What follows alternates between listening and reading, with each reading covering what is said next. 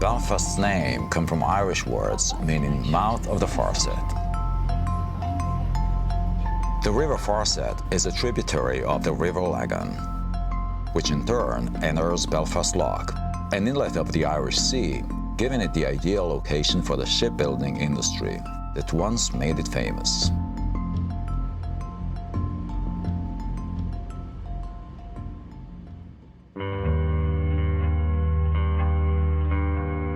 Perhaps most famously, Belfast is the site where the Titanic, the largest ship in the world at the time, was built. When the Titanic was built here in 1911 and 1912, Belfast had the largest shipyard in the world. Here they'll say that nothing was wrong with the Titanic when it left Belfast, as they also built many other ships that never sank. Today, next to the original slipways where the Titanic was built, the striking Titanic Museum commemorates Belfast's rich shipbuilding history. During the Industrial Revolution, the city was the biggest in Ireland and was also famous for tobacco, rope making and linen. By the end of the 19th century, Belfast was the largest linen producer in the world and was nicknamed Linenopolis. Belfast is nothing like Rome or Paris, but few cities anywhere are. It's still a good-looking city. Using the golden ratio as the criterion, the most beautiful out of the buildings measured by this method was Belfast Central Library, scoring over 98%, and Belfast was declared the third most beautiful city in the UK.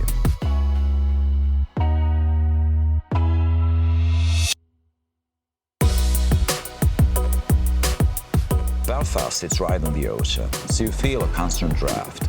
But there are no extremes here. Yes, it rains quite a bit, but on average, you still get a couple of hours of sunshine per day.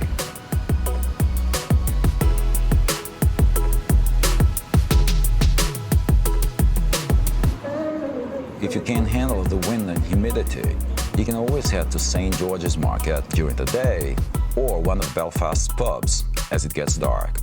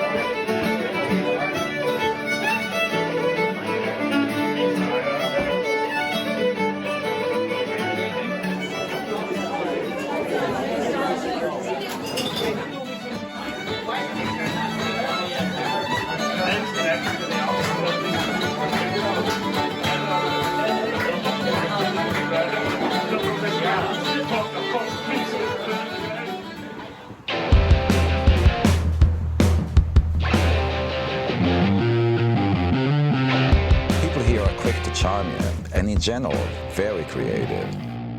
It's subjective, but most people agree that Belfast had one of the most vibrant punk scenes in the world.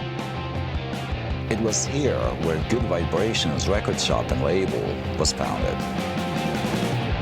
The events have since been dramatized in the film Good Vibrations.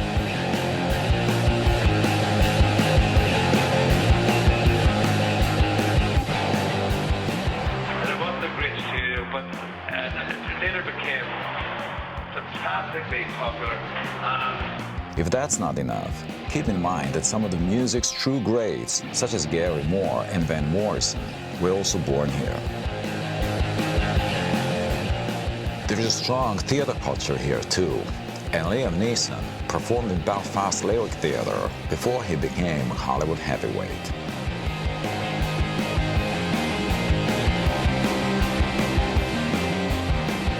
Close by is the Ulster Museum, a great place I made a video about. Botanic Gardens and Queen's University.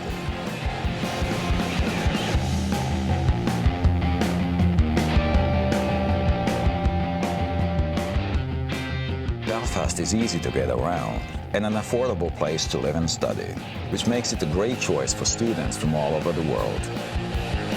It's not cheap, but it's a lot more affordable in comparison to other European cities. Also, it's relatively small, so it's ideal for a city break style vacation.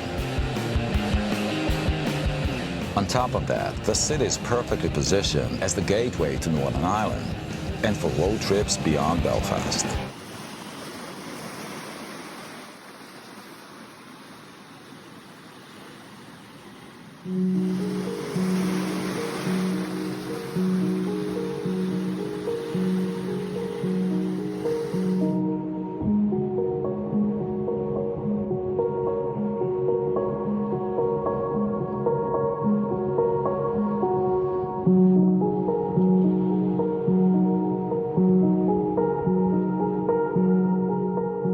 Police presence is nothing like in the old days. Crime rates are lower than many major cities in the UK, and in general, this is one of the safest regions in the country. Locals are friendly and helpful. All you need is some common sense. The world foods have come to Belfast, so you can have all the choice you want.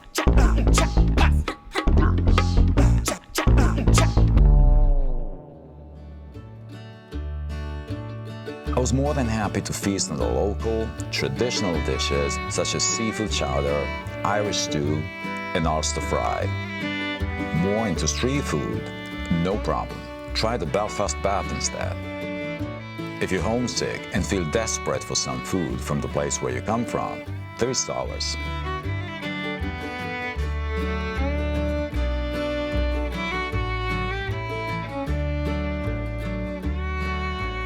Here you'll find food from all over the world. Needless to say, I'm here for the local stuff. And there are some pretty peculiar products here that I must admit are new to me. I don't know about you, but Irish black butter definitely got my interest.